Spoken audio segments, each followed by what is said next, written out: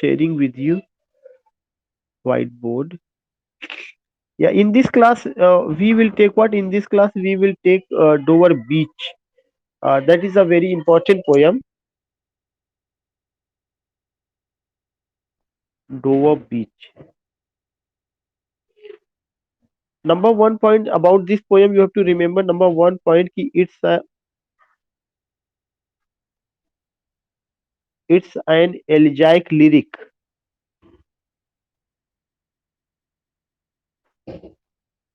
It's an elegiac lyric. यह जो poem है वो किसके बारे में? एलिजाइक लिरिक है. It's an elegiac lyric.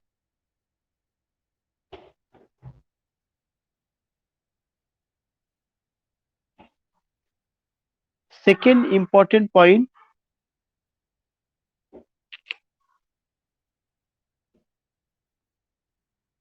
The poem is about the loss of faith, about the loss of faith,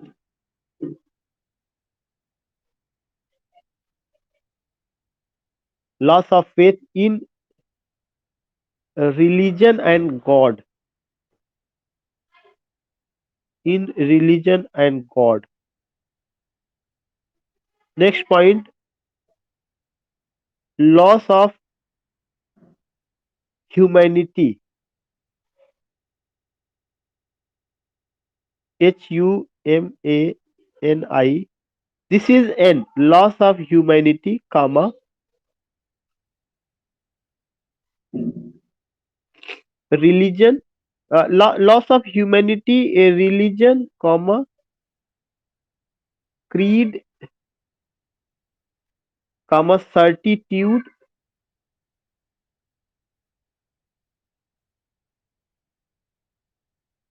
comma, generosity, love, affection,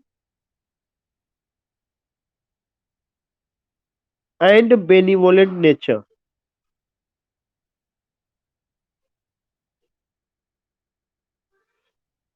we find this thing also. ये भी एक तरह से पोयम में दिखाया गया कि लॉस ऑफ ह्यूमैनिटी है, बेनिवोलेंट नेचर का लॉस है, और इसके अलावा you will come to know वहां पे और भी इन सारी चीजों को लेकर के बात की गई है.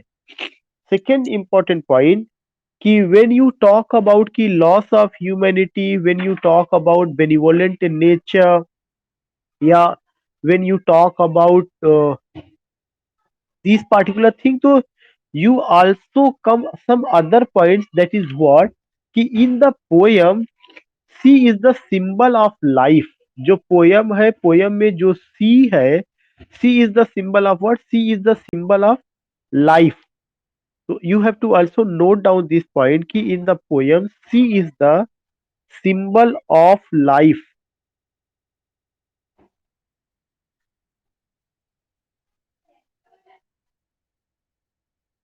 Sea is the symbol of life. Next point, that is the fourth point. In the poem, sea is the symbol of life.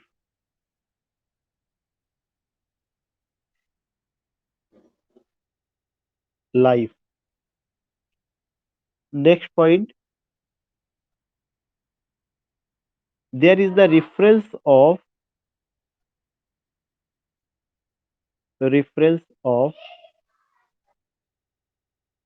Aegean Sea, Aegean, Aegean Sea, and Sophocles, Sophocles, Sophocles, Greek tragic dramatist,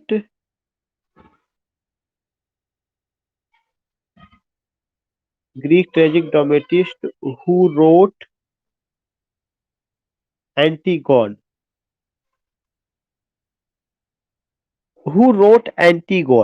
So remember that when we talk about this particular point, there is the reference of Aegean Sea and Sophocles Greek tragic dramatist, Sophocles कौन थे? Greek tragic dramatist. So that is another important point which you have to get, yeah, which you have to cover. And the next point you have to note down, that is the sixth point.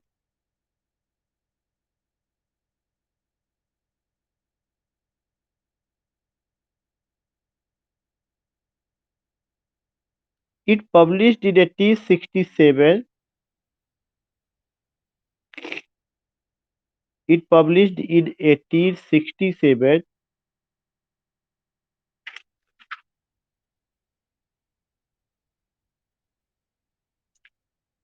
It was probably written. It was probably probably written.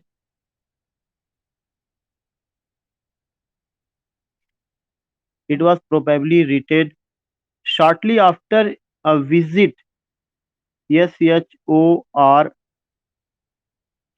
shortly after a visit he and his wife made to he and his wife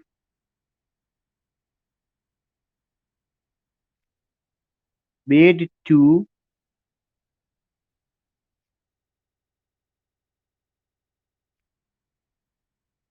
the Dover region.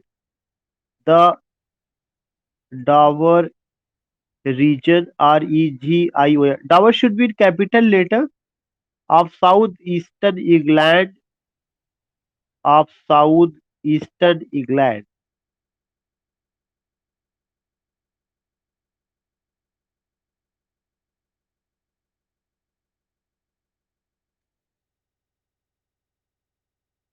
So you will come to know about these points. Next point, I think that is the seventh point.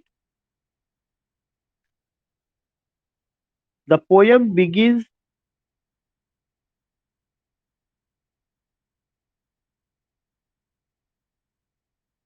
with the note of hope,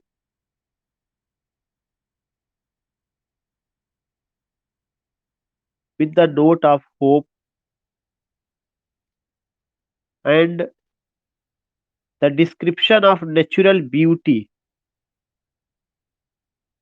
and the description of natural, natural, natural beauty. वह जो natural beauty है उसमें क्या उन्होंने कहा था कि याद होगा आपको पहला line, the sea is calm tonight. Here I would like to write those lines, the sea is calm tonight,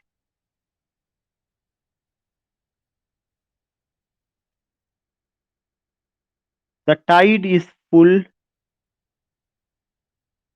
the tide is full,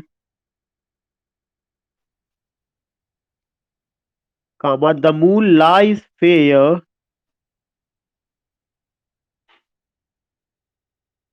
the moon lies fair upon the straits,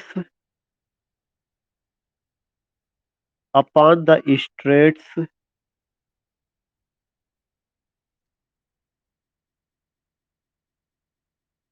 on the French coast, on the French coast, on the French coast, the light gleams, Gleams.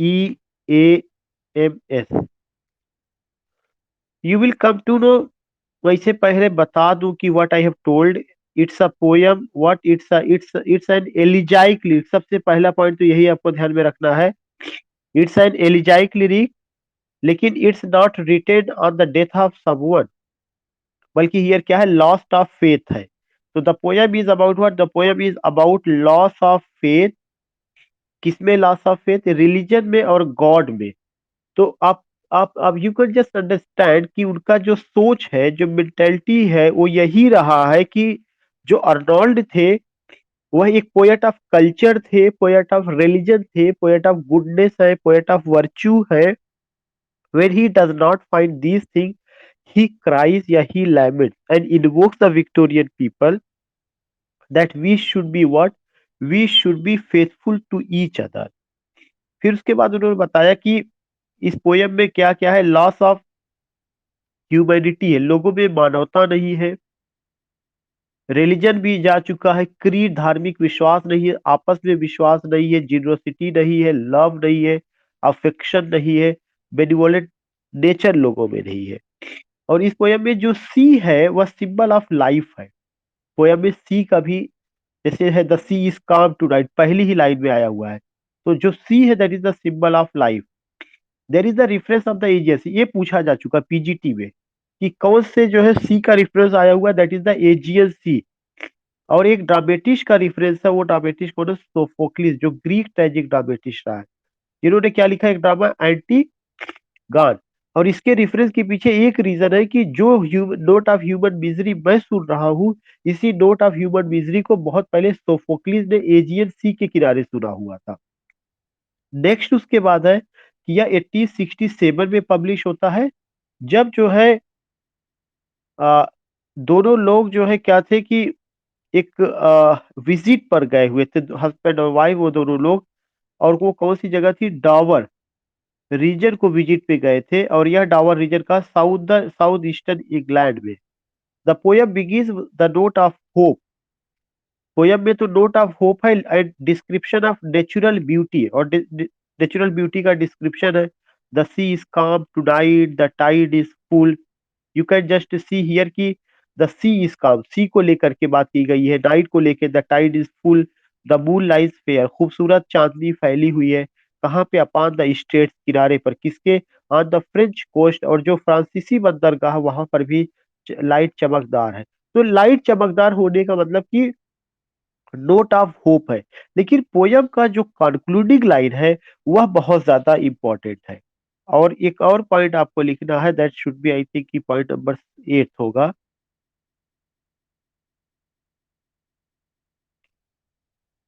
The crux of the poem lies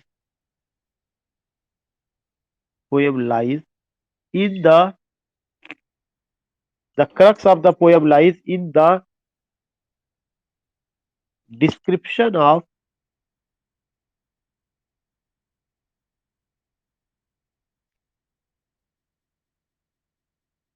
note. Voice break हो रहा है, एक minute, एक just wait.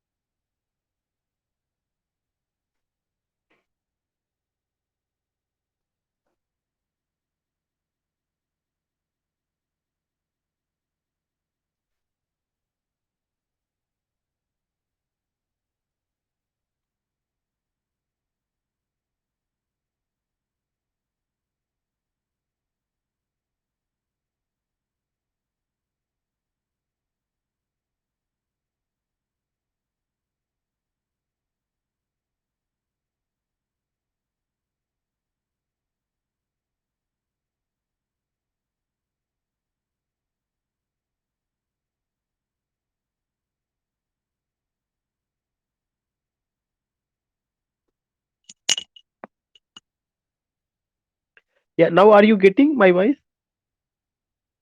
Okay okay. तो I was telling you कि जो the crux है poem का, the crux of the poem lies in the description of note of human misery. This is a very important point, human misery, जो मानव कष्ट है, उस note को पोएट ने कैसे दिखाया हुआ है, यह सबसे इंपॉर्टेंट पॉइंट होता है। तो ये चीज आपको नहीं भूलना कि उनकी हर पोयम में नोट ऑफ ह्यूमन मिजरी, मानव से संबंधित जो कष्ट है, उसको उन्होंने बहुत अच्छे ढंग से दिखाया हुआ है। और ये जो नोट ऑफ ह्यूमन मिजरी है, अभी मैं आपको बताऊंगा कि आप ह्यूमन मिजरी से रिलेटेड वर्ड लाइनें उन्होंने यूज किया हुआ है। और मैं उसको यहाँ पे लिखना चाहूंगा। That is just that is what कि वो कहते हैं कि Sophocles, SOPHOCLES, Sophocles long ago, Sophocles long ago, it's the first line जो उस स्टैंजा का जो जिसमें नोट ऑफ ह्यूमन मिजरी है। Sophocles long ago heard it, HEARD, heard it. What did he heard? Sophocles long ago heard it। जो Sophocles नाम के जो ड्रामेटिस्ट है, जो ग्रीक ट्रेजिक ड्रामेटिस्ट थे, नोट ऑफ ह्यूमन मिजरी को उन्होंने भी सुना हुआ है। heard it on the Aegean, on the Aegean, on the AEGEAN, it's the name of the sea, and it brought, and it brought BROUGST, and it brought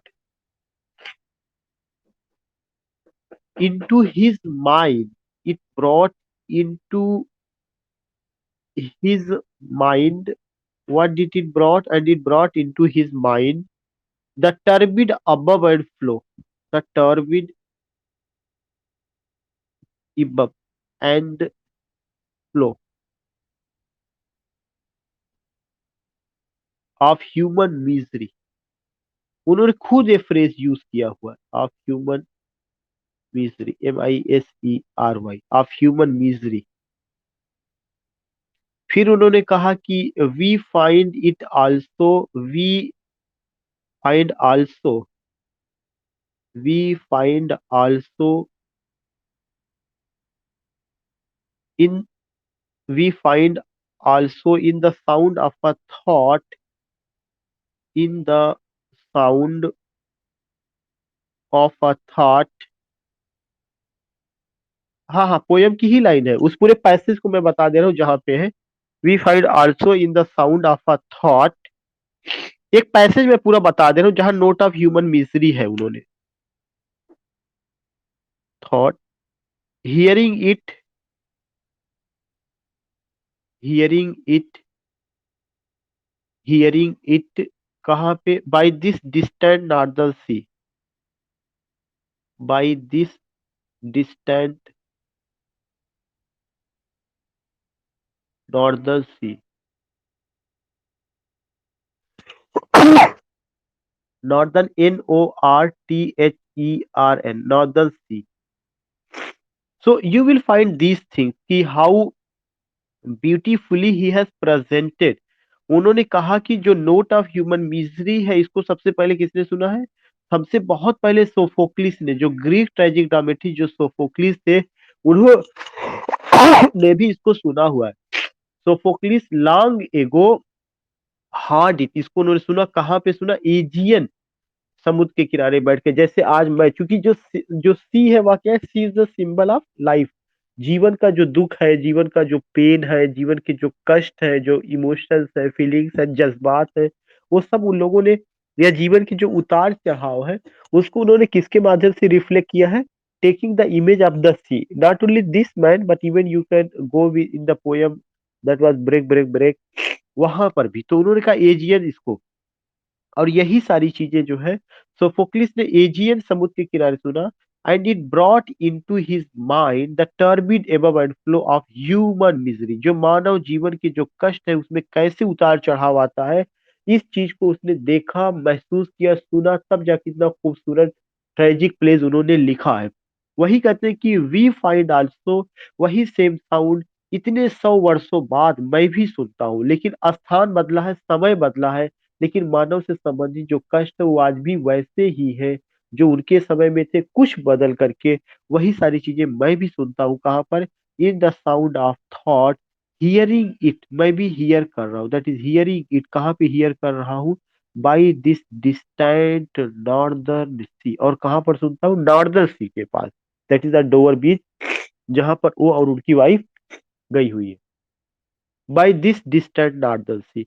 so you can just find out कि जो पूरा poem है, that's nothing at all, but कि जो पूरा poem है, that is what, that is an elegiac lyric और उस पूरी पोयम में ये सारी चीजें बताने की कोशिश की गई है कि क्या क्या चीजें इंपॉर्टेंट है या कैसे उसको समझा जा सकता है। नेक्स्ट पॉइंट जो इसका कंक्लूडिंग लाइन है वो बहुत इंपॉर्टेंट है। दैट इज आई थिंक कि 10th या 9th, the concluding line.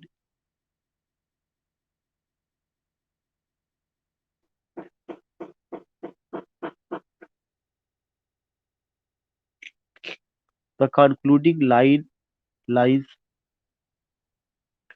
Of the poem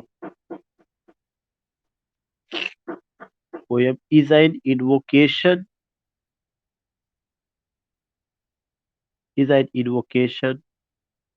of the Victorian people,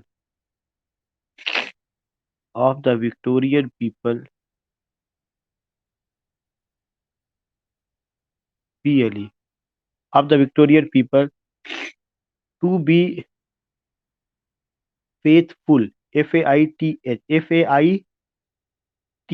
to be faithful to one another, each other नहीं, one another, more than one person, one another।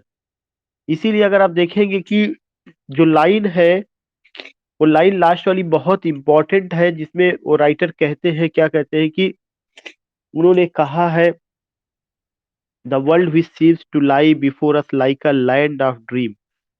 उनका एक line है, ah love let us be true true to one and other, ah love let us be true to one and other, the world which seems which seems to lie the world which seems to lie before us like a land of dream.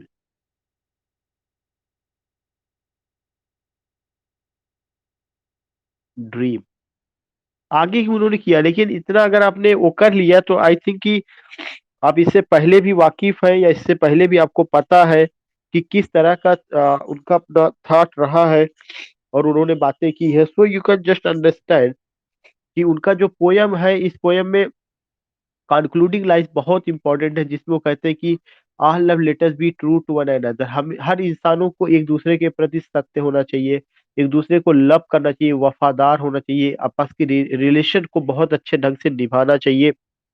क्योंकि जो दुनिया, the world का मतलब the materialistic world, the world of the Victorian world, Victorian world जो वो देख रहे हैं, उन्होंने कहा कि टू लाई बिफोर अस, या हमारे सामने कैसे like a land of dream, या केवल ख्वाबों का संसार, इसमें कोई हकीकत नहीं। आगे वो कहते हैं कि has really neither Joy nor love. वो लाइन में लिखवाना चाहूंगा, that's important. Hath really neither Joy nor love nor certitude nor help in pen.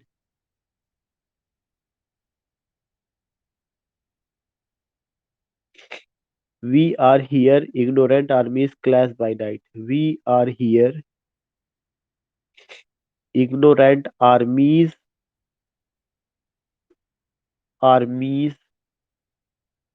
clash by night.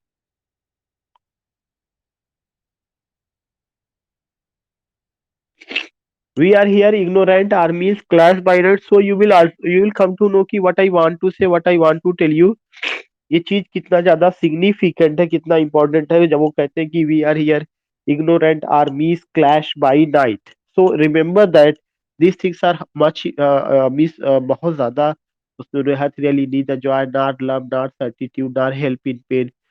We are here, कैसे हम लोग यहाँ पर इग्नोरेंट आर्मीज है और आपस में ही लड़ रहे हैं। और जबकि वास्तविकता क्या है कि जिस दुनिया में हम रह रहे हैं वहां ना जॉय है, ना लव है, ना सर्टिट्यूड है, ना ही हेल्प इन पेन है। तो it's a very beautiful line and you will come to know कि it is said that it's the real document of Victorian era. अगर विक्टोरियन ईरा को समझना है तो इस पोयम को पढ़ना बहुत जरूरी है। All these things we find So what I want to say कि when you read any poem, especially such a type of poem, you find this thing कि हाँ उन्होंने इस पे बात किया है।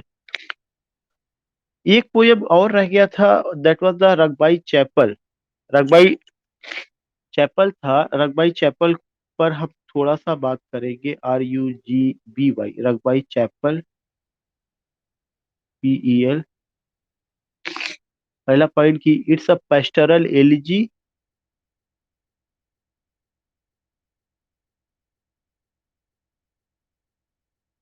It's a pastoral elegy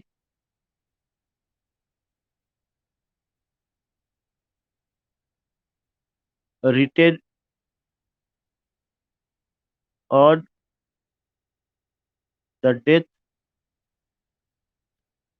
of his father, Thomas Arnold।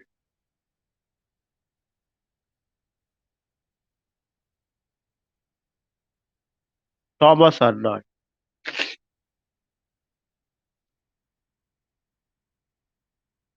It shows,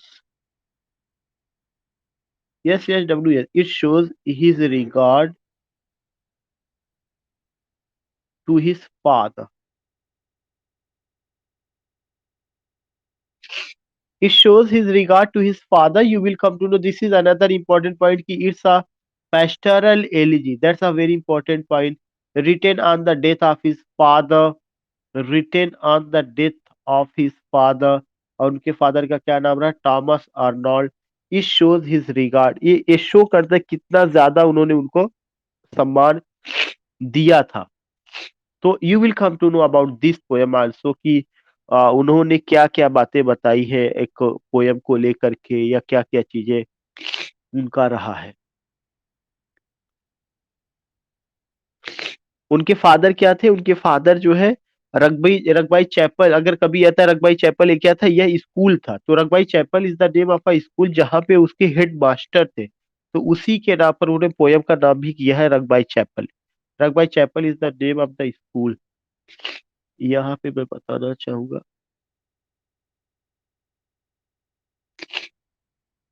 next point, Rugby Chapel, RUGY, वहां पे तो पोयम है, लेकिन ऐसे आपको ध्यान में रखना कि Rugby Chapel, CHAPEL, is a school, SCH, where his father was headmaster।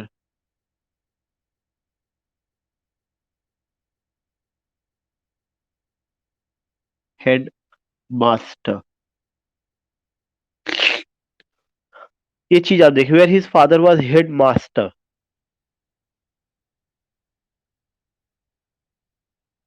Father का क्या नाम है? Thomas Arnold.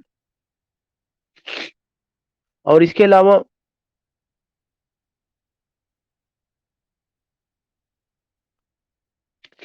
उनके अपने जो फादर थे, उनके अपने फादर का जिक्र जो है टॉम ब्राउस, एक नॉवेल है टॉम ब्राउस स्कूल डेज, उसमें भी किया गया है। नेक्स्ट पॉइंट करके, his father is also mention, ONED, mention in Tom Brown, TOM, Tom Brown, BROWN apostrophe, Tom Brown School Days, SCHOOL, School Days, DAY। This is the name of the novel.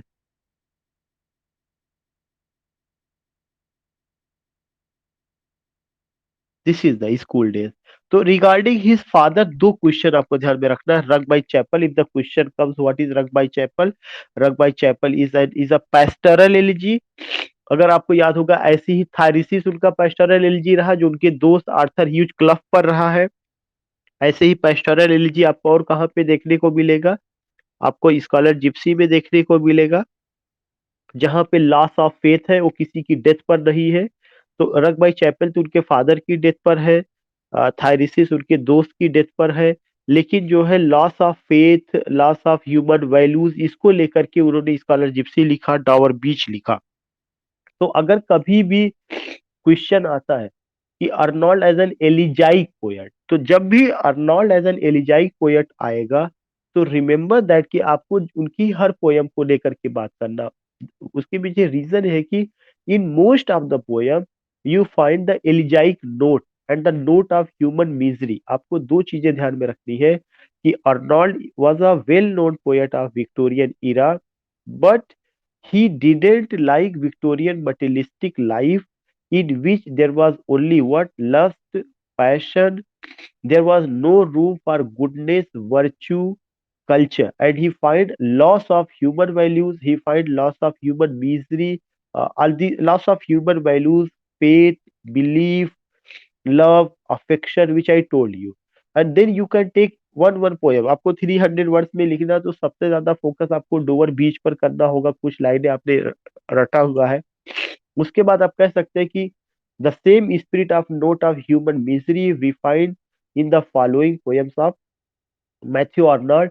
आप उठाइए scholar gypsy को। Scholar gypsy is a pastoral elegy which is written on the death of what, not on the death of any person or any well-known recognized figure, but on the loss of what? On the loss of faith and human values. फिर उसके बाद आपको ऐसी poem का mention करते आप चले जाइए, जो भी पोएम, मतलब not a single poem you have to leave जिसमें नोट ऑफ ह्यूमन मिजरी सब में जो नाम लिया गया, चाहे वो रगबाई चैपल होगा, चाहे वो जो है आप थायरसिस है, चाहे वो आपका स्कॉलर जिप्सी है, डोवर बीच है। डोवर बीच के अलावा भी जितनी भी पोएम आप पाएंगे उन सब में रहा है। एक पोयम और रह गया था जो मार्गुरीट करके था। मार्गुरीट में कोई बहुत ऐसा चीज नहीं रहा है, लेकिन आपको ध्यान में रखना है कि जो मार्गुरीट है वह एक तरह का लव पोयम है। और मार्गुरीट जो होता है वो एक को उस, व्हाट आई वांट टू से, I am just missing that word, जो जल परी होती है, उस जल परी की इमेज को लेकर के उसको प्रेजेंट किया गया है। उसका इंग्लिश में जस्ट आई एम मिसिंग की क्या नाम रहा है, तो you will come to know कि उस पार्टिकुलर चीज को। मार्गुरीट टू मार्गुरीट उनका जो पोयम है, मैं उसको डिस्कस कर लूं।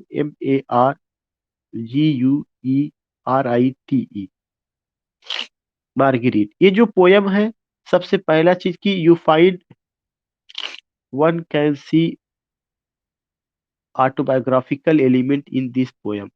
Autobiographical equal element in this poem.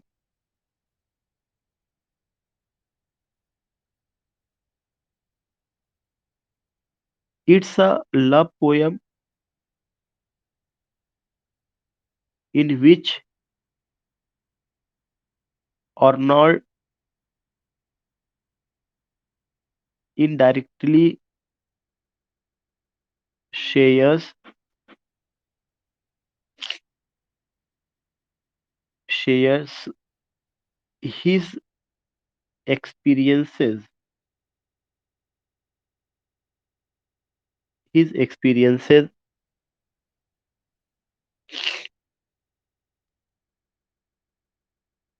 his experiences about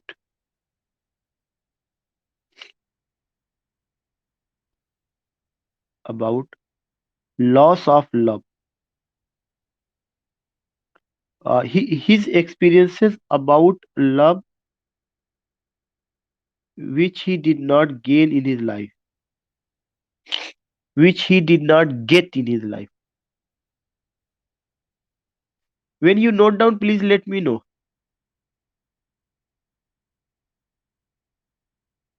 Which he did not get in his life.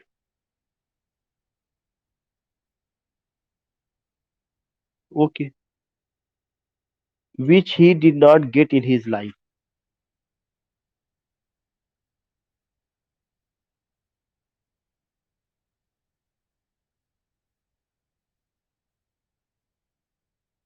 You will come to know उनका अपना जो अफेयर था उस चीज को लेकर के उन्होंने इस पे कुछ ना कुछ एक इनडायरेक्ट वे में बात की है। तो बहुत ऐसा इंपॉर्टेंट चीज नहीं रहा है, but he has taken the image. जो मार्गुरीट है यह एक लीजेंडरी कैरेक्टर है, जो कि एक जलपरी है मार्गुरीट।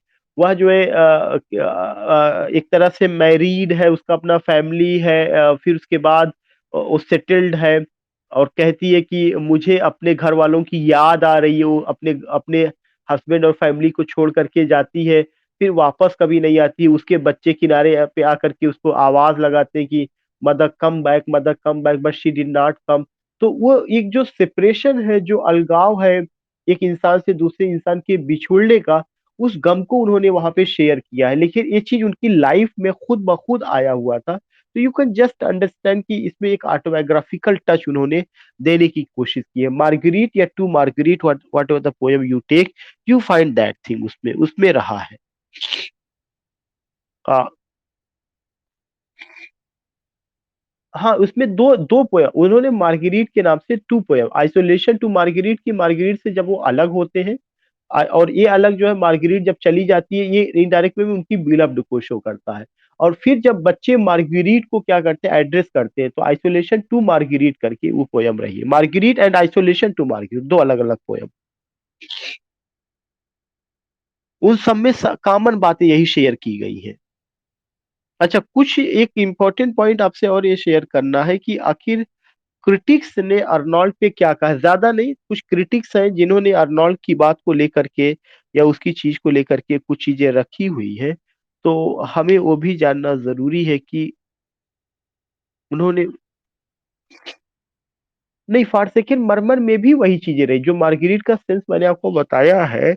वो फारसेकिन मरमर, फारसेक का मतलब होता है छोड़ दिया जाना, मरमन जो है वहां पे उसी जो है जलपरी की ओर ही इंडिकेट किया हुआ है, जहां पे वो जो छोड़ करके अपनी फैमिली को चली जाती है, जो मार्गरीट के ही सेंस में है कि आइसोलेशन टू मार्गरीट एंड फारसेकिन मरमर, ये दोनों एक तरह से सीक्वल पोयम है, या एक दोनों का कॉम्प्लीमेंट्री है, दोनों एक दूसरे से को रिलेटेड है। एक में मार्गरीट का चले जाना है कि मार्गरीट के से जब उनका अफेयर खत्म होता है तो कैसे वो आइसोलेशन में महसूस करते हैं। दूसरा चीज फारसेकन मरमन जो है, तो मरमन वो जो वहां पे, यही मैं वर्ड यूज कर रहा था कि वो मरमन किसका, वो मरमन वही जलपरी के लिए आया हुआ है कि कैसे हुआ। तो वहां पर भी मार्गरीट के ही सेंस में वो चीजें बात की गई, फारसेकन मरमन, उसमें उसमें अलग से कोई ऐसा चीज नहीं रहा। other thing which I want to just tell you, when you talk about this man, then remember that कि there are some critics, वो जब अर्नोल्ड के बारे में क्रिटिक्स क्या कहते हैं और उनका क्या ओपिनियन है, या how do they take Arnold. तो सुबह की क्लास में तो मैंने आपको ये बताया था कि Arnold as a critic, but there are some critics जिन्होंने कुछ उनकी पोयम को लेकर के और उनके ऊपर बात किया है। जिसमें से एक तो E.M. फास्टर ने कहा है कि जो डोवर बीच उनकी पोयम है, यह अपने में एक लिटिल सोसाइटी है। तो यहाँ पे आपको जो हेडिंग डालना, पॉइंट्स टू रिमेम्बर,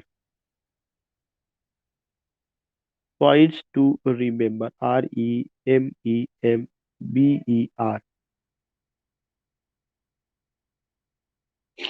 पहला जो पॉइंट है कि डॉवर बीच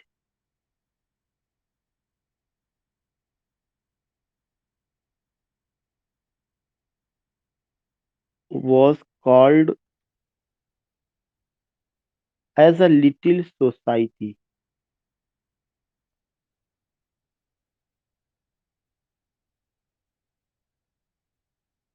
Society, the beach was called as a little society by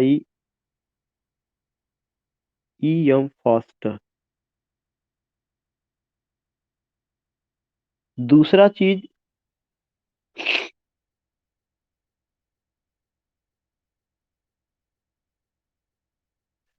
W.L. Jones एक क्रिटिक है, W.L.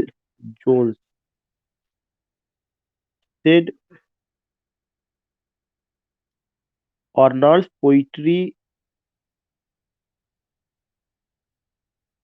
Arnold's poetry is the poetry of a critic, is the poetry of a critic। Arnold's poetry is the poetry of a critic।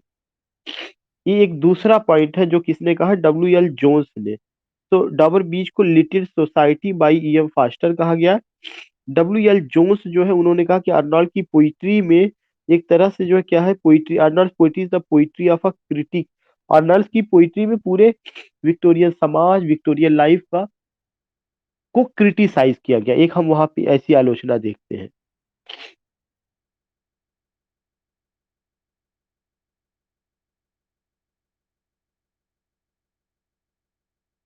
दूसरा चीज जो है,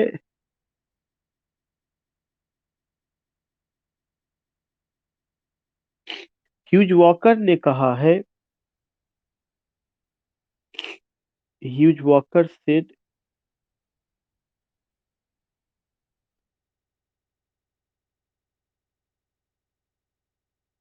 huge walker ने क्या कहा है, Arnold is essentially classical not romantic.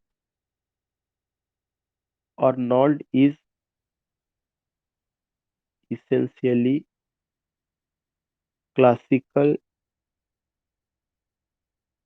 Not romantic. Arnold जो है क्लासिकल रहे, ये चीज ध्यान में रखिएगा। ये बात ह्यूज वॉकर ने कही, ना कि रोमांटिक क्रिटिक में शुमार किए जाते। ये बात किसने कही? ह्यूज वॉकर ने कही है।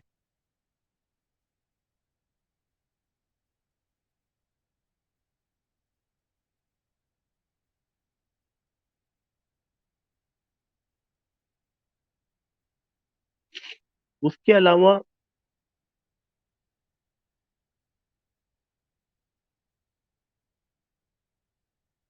अ, एक तो और पॉइंट है,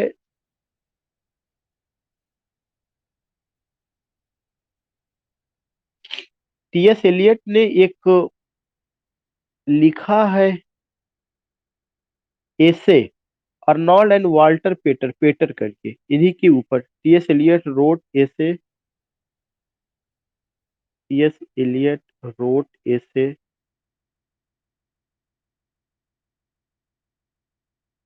और नोल्ड and Peter.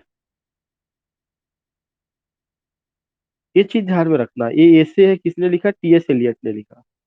TS Elliott wrote an ऐसे, अर्नोल्ड एंड पेटर।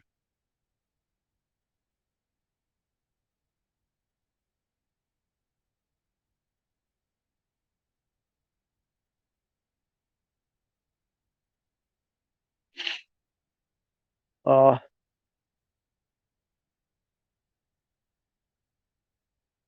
एक और क्रिटिक है F L लूकस, F L लूकस। F L लूकस ने कहा है उनके बारे में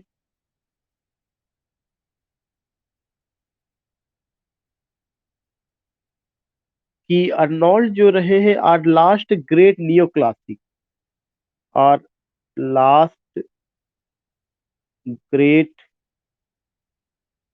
नियो क्लासिक। ये चीज ध्यान में रखना है, our last great neo classic. It was said by who? It was said by Arnold.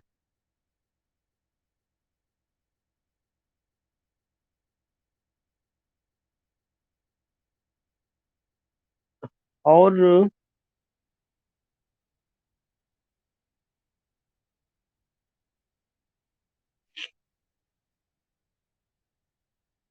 Arnold said about Shelley, about Shelley, Shelley के बारे में अर्नोल्ड ने कहा था, a beautiful and ineffectual angel, a beautiful ineffectual angel. So almost I have done ki what you have to do, and as you will get some other, there are so many quotations also, लेकिन मैंने जो important था मेरी नजर में मैंने करा दिया है।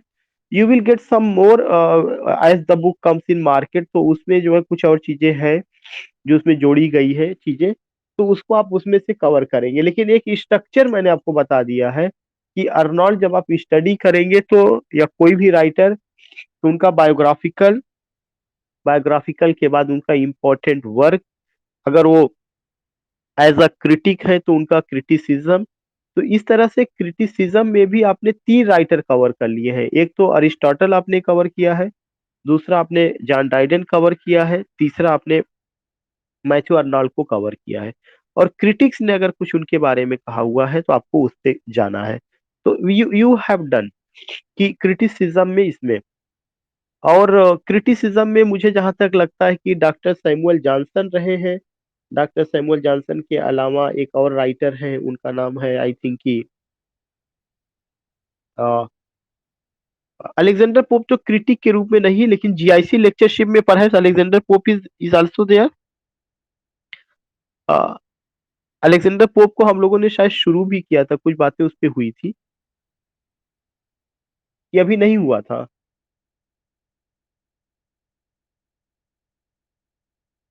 एज अ राइटर उनको डील किया गया जा रहा था।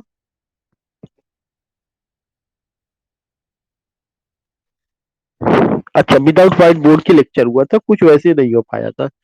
तो हमें जब भी पढ़ना होगा तो हमें जो है क्या करना है कि अलेक्जेंडर पोप को एज अ राइटर डिस्कस करना है, एज अ क्रिटिक नहीं डिस्कस करना है। और दूसरा चीज ये ध्यान में रखना है कि अब जो अगले क्रिटिक है वो डॉक्टर सैमुअल जॉनसन है।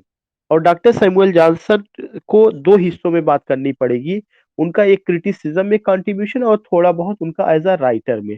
तो अब इधर का जो मैं क्लास लूंगा जिसमें either in morning or evening, just I want to tell you कि those who are preparing for PGT और जीआईसी, उनको ये समझने की जरूरत है कि चाहे पीजीटी में अलेक्जेंडर पोप हो या ना हो, चाहे पीजीटी में डॉक्टर सैमुअल जॉनसन हो या ना हो, but you have to attend these two writers. आप लोगों को इन दोनों राइटर्स को अटेंड करना है एनी हाउ।